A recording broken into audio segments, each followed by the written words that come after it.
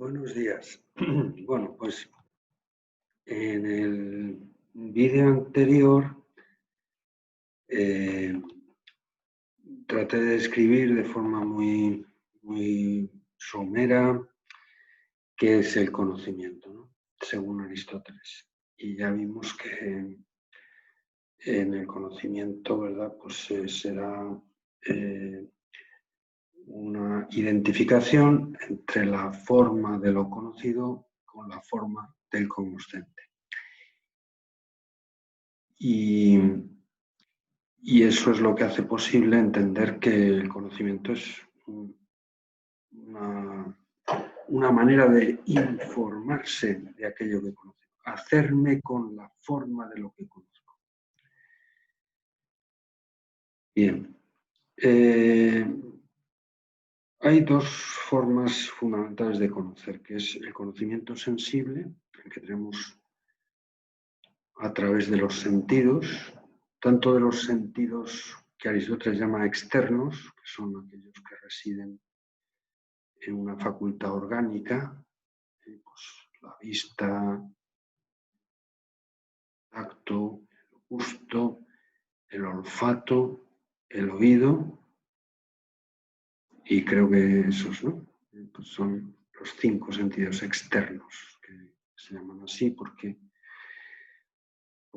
dependen, digamos, de un organismo, una facultad que es orgánica, ¿no? Pues la vista, pues de los ojos, del nervio óptico, de la conexión, digamos, de los ojos con el cerebro y, bueno, pues el olfato pues depende de la pituitaria o las pituitarias, pues el tacto, pues de las conexiones neurales que llegan hasta la piel, etcétera, ¿no? Pues el oído a través pues del organismo auricular, del oído interno, externo, etcétera. Bien, y luego también hay otros sentidos que Aristóteles llama internos, que los llama así porque no residen en un órgano exterior de la fisiología del animal, pero producen experiencia, es decir, producen un conocimiento inmediato y directo de algo a través de imágenes. Por ejemplo, pues, la memoria es un sentido interno, o la imaginación, o el sentido común, lo que llaman Aristóteles, los aristotélicos, el sensorio communis, es la capacidad, digamos, de unificar las sensaciones variadas que podemos tener de algo. Por ejemplo, yo de esta mesa puedo tener una sensación visual, porque la veo, gracias al color de la mesa.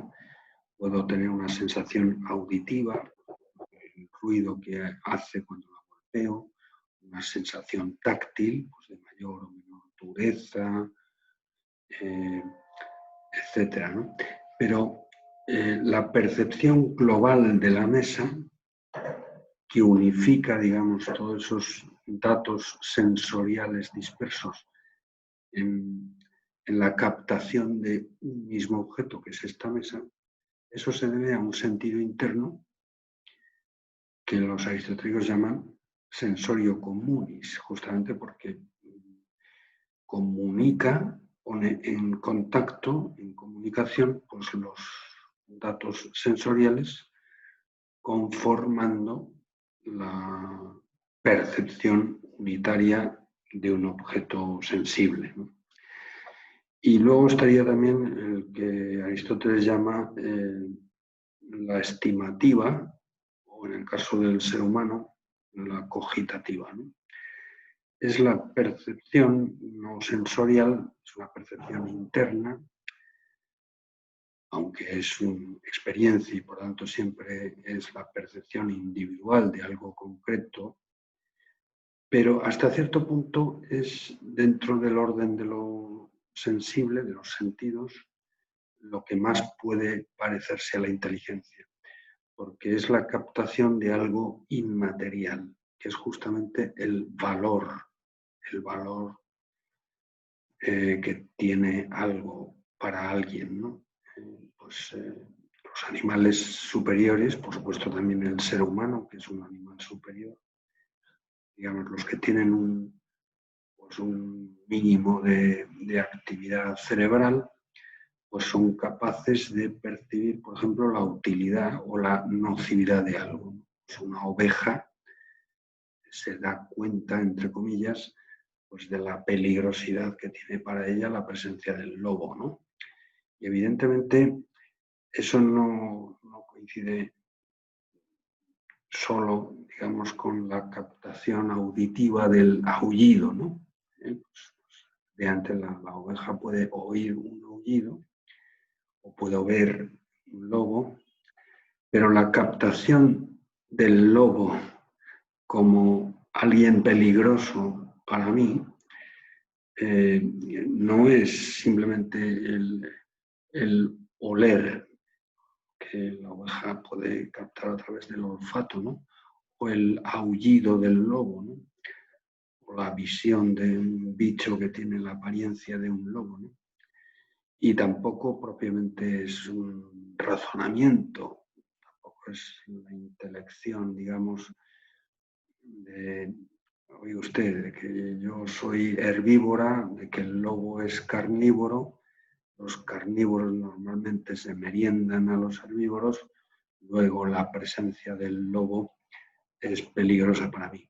No consta de ninguna manera que una oveja haga un discurso racional de ese tipo, ¿no? Pero percibe de una manera inmediata, y en el sentido es experiencia, es un conocimiento empírico, algo que no es propiamente sensorial, que es en este caso, por ejemplo, la utilidad, o concretamente en ese caso la nocividad, el peligro que tiene para ella la presencia de un lobo. Y ese conocimiento de tipo estimativo es el que promueve pues, la conducta fugitiva, digamos, de huir, de poner pies en polvorosa, ¿verdad? Pues cuando se da cuenta de que hay un lobo cerca.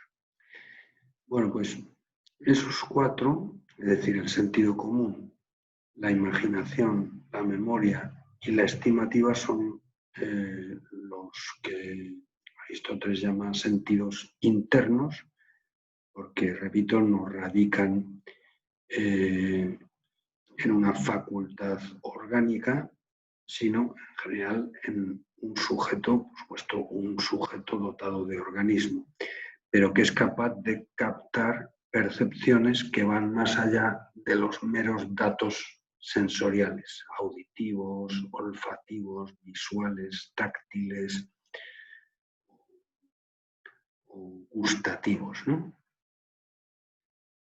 Bien, junto con los sentidos externos, los sentidos internos componen pues todo el ámbito del conocimiento sensible, que es el conocimiento que nos da noticia de la apariencia de las cosas, es decir, de lo que las cosas parece que son. En el caso del animal racional, en el caso de los seres humanos, pues lo específico, o sea, la forma de conocimiento que es específicamente humana o acorde a la naturaleza racional humana, es lo que llamamos el conocimiento intelectual, la inteligencia, que es un conocimiento que no nos da noticia solo de lo que las cosas parece que son, sino de lo que son. Entender, en latín, la palabra intellectus, que es la que traducimos como intelecto o inteligencia, viene del verbo latino intus legere, que significa leer dentro. Eso es entender. Captar la interioridad de las cosas, no simplemente quedarse, por decirlo así, en la apariencia, en la superficie, en la periferia de las cosas, sino perforar, digamos, esa cáscara superficial y llegar al fondo de lo que son. Eso es entenderlo. Bien,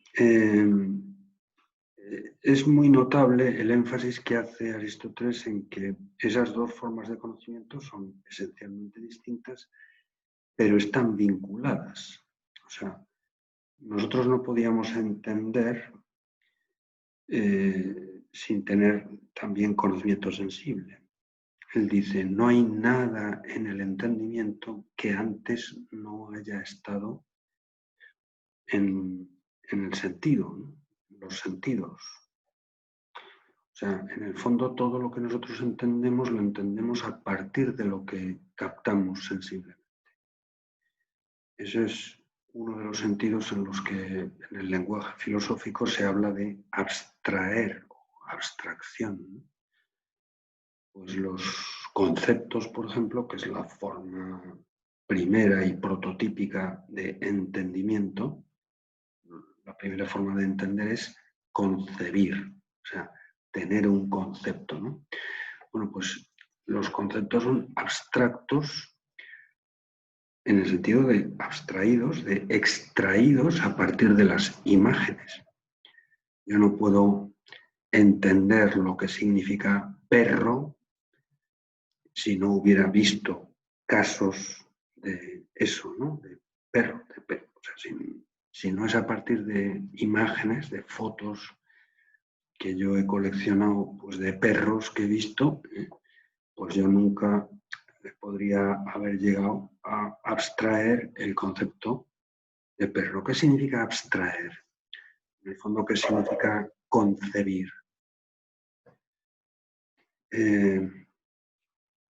Pues en el fondo es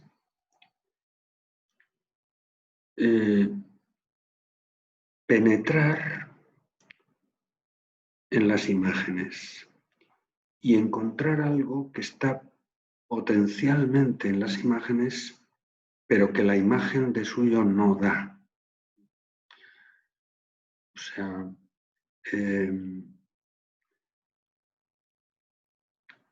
lo que yo concibo es justamente lo que significa ser perro. Pero ser perro no coincide exactamente con mi perro o con el perro de mi vecino, ¿no? Evidentemente yo no podría captar lo que significa ser perro si yo no hubiera tenido contacto, pues, experiencia de haberme encontrado, tropezado con perros, ¿no? Pero para llegar al concepto hace falta que, en cierto modo, yo trascienda la imagen de los casos de eso, ¿no? Ningún perro es la perrez.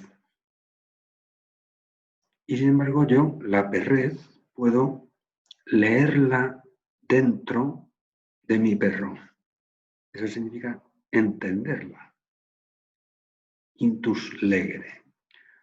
O sea, yo puedo llegar a lo que significa ser perro si dispongo de una luz, que no es la luz, digamos, física, la luz que ahora mismo está iluminando esta habitación, sino que es una luz inmaterial, intelectual, dice Aristóteles, algo que él llama el intelecto agente, que lo que hace es perforar, por decirlo así, o penetrar en esa cáscara exterior, en esa apariencia exterior de las imágenes, para llegar al hondón, es decir, a la índole, al modo de ser perro, ¿no? Bueno, pues en cierto modo la dificultad, digamos, de comprender lo que significa entender en esta empresa en la que estamos, empresa difícil, esto, como comprenderán ustedes, es de los asuntos que han movilizado más energías en el gremio filosófico, porque es una realidad sumamente compleja y sumamente interesante, claro. ¿Qué significa eso de conocer? Y muy especialmente, ¿qué significa eso de entender, ¿no? Bueno, pues Aristóteles, bueno, de otra forma, también Platón y en último término también el maestro de ambos, que fue Sócrates,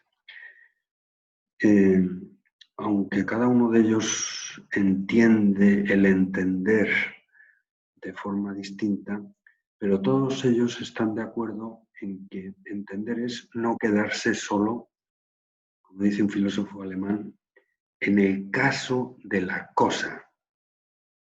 O sea, no quedarse solamente en lo que tengo delante. No conformarse solamente con ver este perro o ver esta mesa.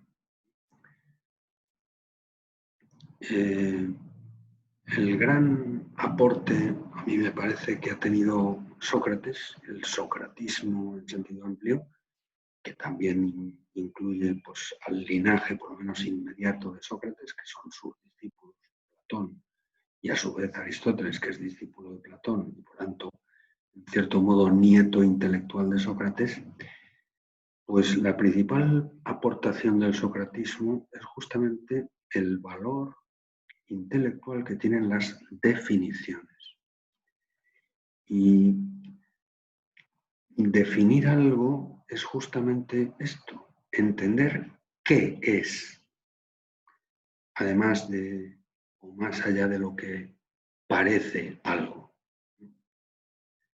Pero lo que se define no son propiamente cosas, sino índoles o los correspondientes conceptos, que en el fondo lo que captan, ya digo, es el modo de ser, la índole de algo, ¿no?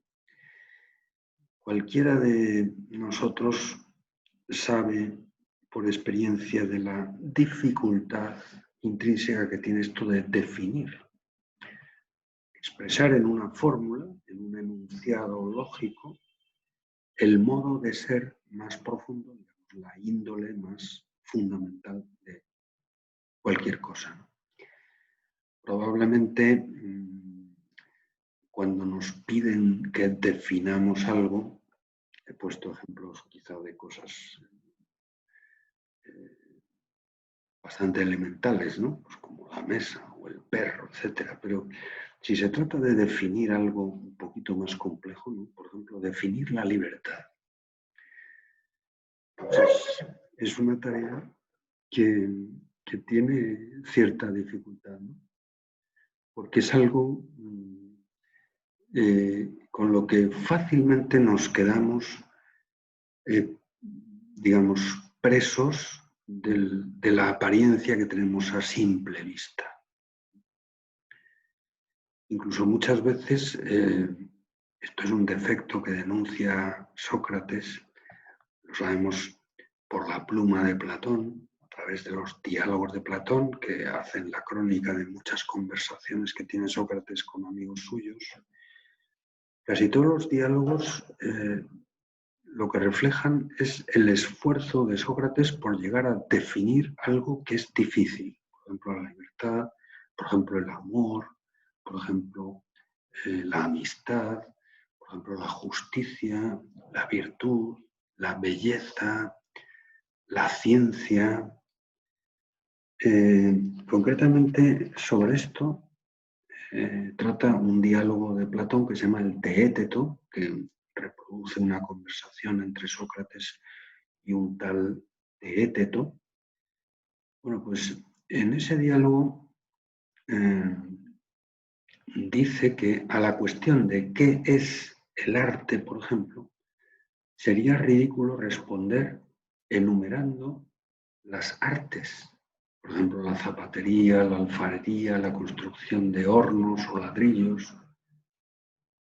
Dice Sócrates, no te pregunto con la intención de contar los saberes, sino con la intención de conocer qué es el saber en sí mismo. Eso es lo que pretende ser una definición, una fórmula que refleja el modo de ser, o sea, la esencia, dicho filosóficamente, de algo, su índole, en términos aristotélicos, su forma sustancial. Pero claro, para llegar a la forma sustancial de ser perro, en cierto modo yo tengo que, entre comillas, claro, desmaterializar en mi mente las fotos, las imágenes que yo tengo de perros, para encontrar justamente lo común a todos ellos, y eso es lo que reflejaría una buena definición esencial. Bueno, la dificultad que tiene esto de definir, quizá muchas veces la hemos experimentado, es que nuestra primera, digamos, nuestro primer impulso a la hora de definir algo, insisto, algo difícil, algo que no es trivial, pues es sencillamente limitarnos a enumerar casos de eso, hacer una enumeración exhaustiva o simplemente reproducir algún caso de eso, un ejemplo, ¿no? Es como si, yo qué sé, ¿qué es la libertad? Bueno, pues es como si yo, por ejemplo, pues no estuviera limitado por órdenes que me dan otras personas. Bien. A lo mejor eso puede ser una primera forma de entrar en una definición, si quieren ustedes una definición descriptiva, es decir, algo que todavía está un poco en el orden de la apariencia o de la periferia. Pero para llegar a una buena definición yo tengo que llegar, insisto, más allá de la periferia de las cosas o de los casos, de los ejemplos de eso, pues tengo que llegar a la índole. Repito la frase, no te pregunto a la hora de tratar de definir qué es el arte o el saber, como dice aquí en Teéteto, no te pregunto con la intención de contar los saberes. O sea, una definición del saber no se cumple, no se satisface enunciando simplemente los saberes, sino con la intención de conocer qué es el saber en sí mismo. Por lo tanto, qué es lo que tienen todos los saberes de saber, o sea, lo que tienen en común. Bueno, pues esto es difícil. Para eso, para llegar a eso, hace falta, insisto, una luz capaz de traspasar, por decirlo así, de perforar, de profundizar en la apariencia que suministran las imágenes, ¿no? Es difícil leer la perrez de mi perro, aunque eso sea un caso un poquito más fácil que definir la libertad o la justicia o la virtud, etc. Pero en el fondo, para llegar a la índole de perro que mi perro tiene, para entender incluso, dicho a la inversa, que mi perro es un caso de eso, o sea, de la perrez, un individuo de la especie canina, pues hace falta llegar al concepto, hace falta abstraer, hace falta profundizar. Ya digo que en esto están de acuerdo pues, todos los grandes filósofos que están en el linaje de Sócrates y muy principalmente sus discípulos directos, ¿no? Platón y Aristóteles. Pero hay una diferencia fundamental que distingue la forma en la que Platón plantea, ¿verdad? Pues, el entendimiento respecto de la forma en la que lo plantea Aristóteles. Para Platón, esas índoles, esas formas, están en otro mundo distinto del que nosotros vemos. Es lo que él llama el mundo de las ideas, cosmos noetos en griego.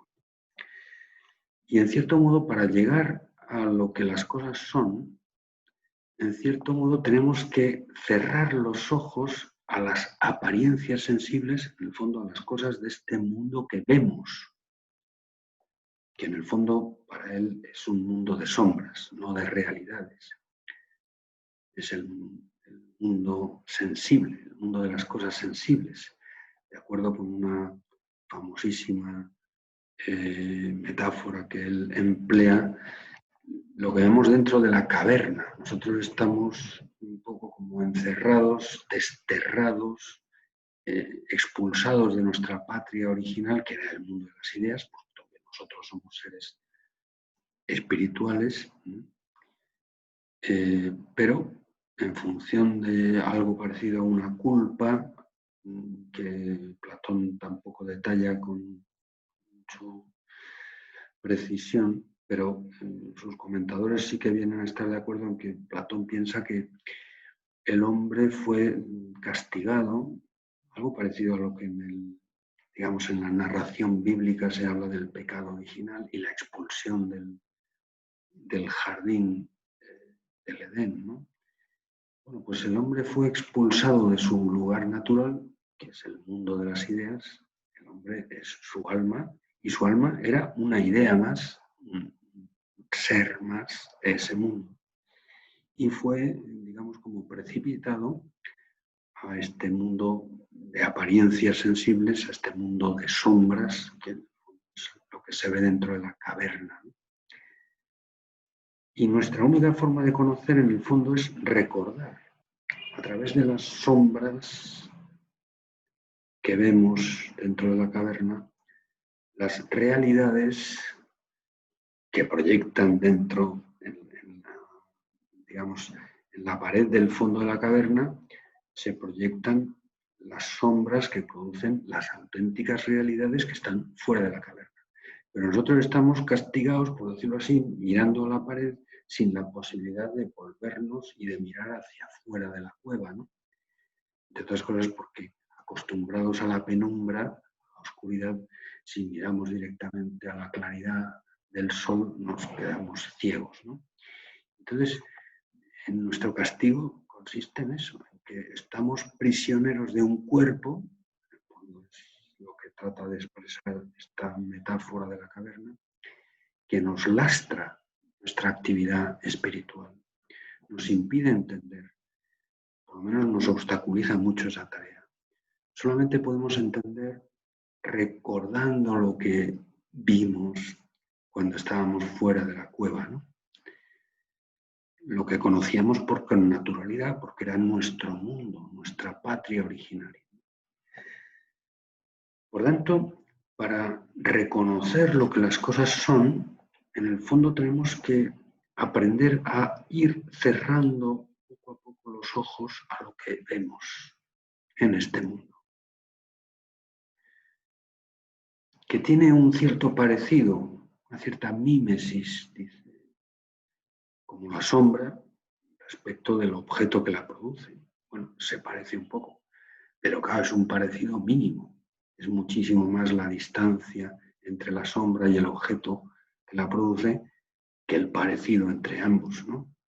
Pero bueno, a través de esa leve, de esa tenue semejanza que hay entre las sombras y las ideas, nosotros podemos, cerrando poco a poco los ojos a este mundo, a las apariencias sensibles, podemos recordar lo que es, o sea, lo que son las ideas, ¿no? Bueno, y en eso estriba el arte de la dialéctica, que es, bueno, uno de los nombres que en Platón se le da a la filosofía. La filosofía es justamente el arte de ir trascendiendo de las sombras hasta las ideas, ¿no? De ir penetrando, mejor dicho, olvidando lo que vemos para recordar lo que éramos, ¿no? Bueno, Aristóteles, sin embargo, le parece que para llegar a la forma, o sea, la índole, no hace falta cerrar los ojos a lo que vemos, pero sí que hace falta poner a nuestra vista, por decirlo así, una lupa de más aumentos para profundizar en lo que vemos y intus legere, o sea, leer dentro. Obviamente, para leer dentro, para ver lo que hay dentro de las cosas, su definición, su concepto, su índole o su forma, como se quiere decir, hace falta una luz más penetrante que la luz natural, que la luz del sol, que la luz, digamos, que ilumina y que hace visibles a las cosas.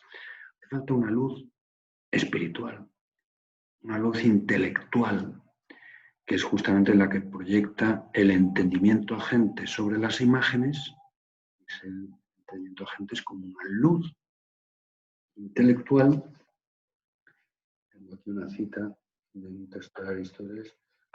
Así pues, existe un intelecto, nous, que es capaz de llegar a ser todas las cosas y otro capaz de hacerlas todas. Este último, el intelecto activo o agente, nous poietikos, así le llaman en griego, este último es a manera de una disposición habitual, como por ejemplo la luz, dice. También la luz hace en cierto modo de los colores en potencia colores en acto.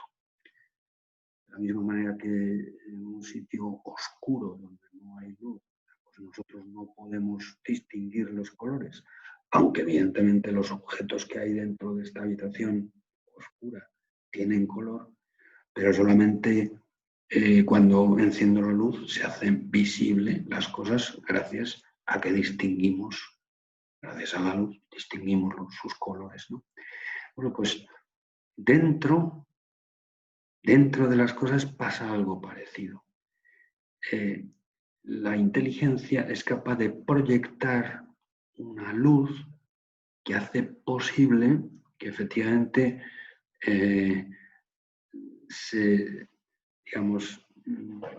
cobren su relieve, su perfil, su forma de ser, más allá de las apariencias, las cosas. Por tanto, para Aristóteles yo no tengo que distanciarme, no tengo que alejarme de este mundo, pero sí tengo que mirarlo con más profundidad.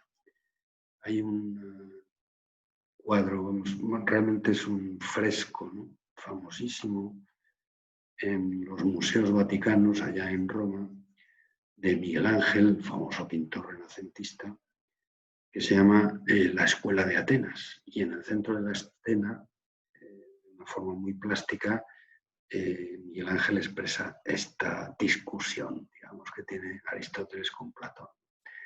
Platón aparece en el centro de la imagen con el dedo así apuntando hacia arriba, ¿no?, al cielo de las ideas, ¿no? Ahí es donde está la auténtica realidad. Mientras que Aristóteles, que está a su lado, pues aparece mirando hacia abajo y con la mano, digamos, apuntando, extendida, queriendo decir, bueno, lo que hace falta es eso, poner una lupa de más aumentos a nuestra mirada para llegar a entender. Muy bien. Bueno, esto la verdad es que no me da tiempo a terminar lo que tengo que decir sobre este asunto del entender ahora, y hará falta una nueva sesión que será un poquito más breve para completarlo. Pues nada, hasta luego.